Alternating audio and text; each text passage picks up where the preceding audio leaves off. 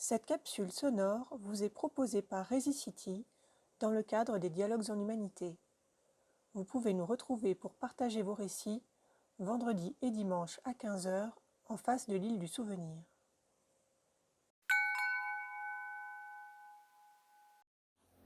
Es-tu prêt pour un court voyage? Je t'emmène dans une autre réalité pour explorer nos nourritures demain. Depuis quelques dizaines d'années, les gouvernements ont décidé par décret que sur la Terre, il y aurait deux types de zones distinctes et infranchissables.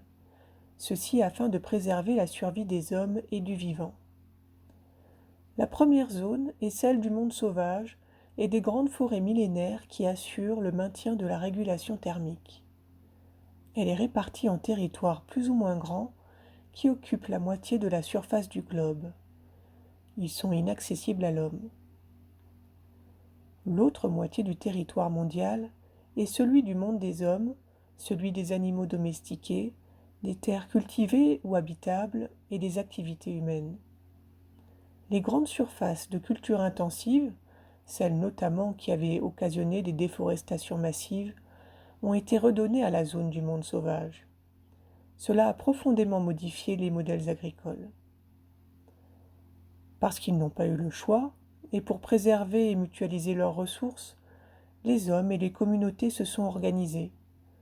De nouvelles pratiques alimentaires ont vu le jour petit à petit. À l'époque, évidemment, les hommes étant conquérants par nature, ils avaient mal vécu ces nouvelles mesures, perçues comme une privation de liberté.